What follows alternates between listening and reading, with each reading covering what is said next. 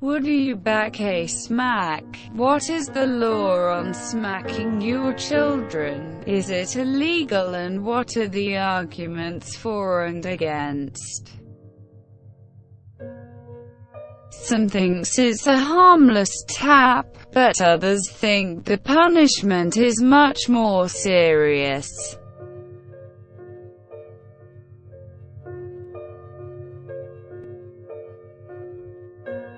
Would you ever smack your children?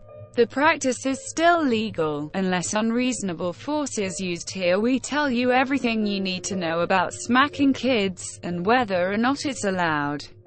What is the law on smacking your children, and is it illegal? It is illegal for a parent or carer to smack their own child, except where it amounts to reasonable punishment. According to Section 58 of the Children Act 2004. The problem is, some people don't know what reasonable punishment means, with the age of the child and the force of the smack also being taken into account. Hitting a child in a way which causes wounding, actual bodily harm, grievous bodily harm, or child cruelty are all illegal. While the smacking of kids by teachers, nursery workers and child care workers, which was once allowed, is now banned. However, if somebody is employed privately by the child's parents, for example as a babysitter or nanny, they may be given permission to smack. Because of the confusion surrounding what is or isn't an offence, the Director of Public Prosecutions for England and Wales has produced a charging standard.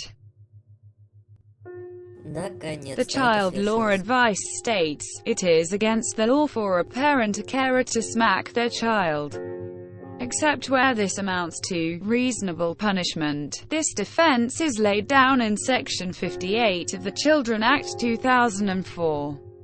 But it is not defined in this legislation. Whether a smack amounts to reasonable punishment will depend on the circumstances of each case, taking into consideration factors like the age of the child and the nature of the smack. There are strict guidelines covering the use of reasonable punishment, and it will not be possible to rely on the defense if you use severe physical punishment on your child.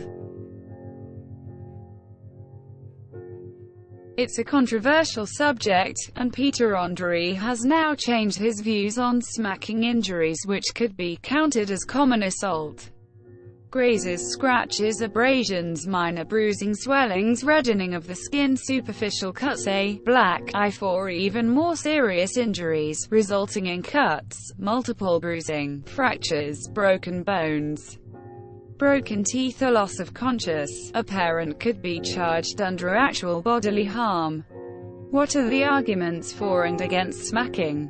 Generally, arguments for light smacks are made on the basis that mum knows best, it's a deterrent for more serious disobedience and biting, and that it never did the parent any harm. Those against smacking think it's an outdated practice, which is now banned in many other countries. It's a notoriously controversial subject. Peter Andre, who in the past has said he didn't see anything wrong with this smack, is now supporting an anti-smacking campaign. Child charity NSPCC are against smacking, and claim the habit gives kids a bad example of how to handle strong emotions, may lead kids to hit or bully other children, may encourage kids to lie because they fear being smacked, may make defiant behavior even worse, leads to a resentful or angry child, thus damaging the family relationship.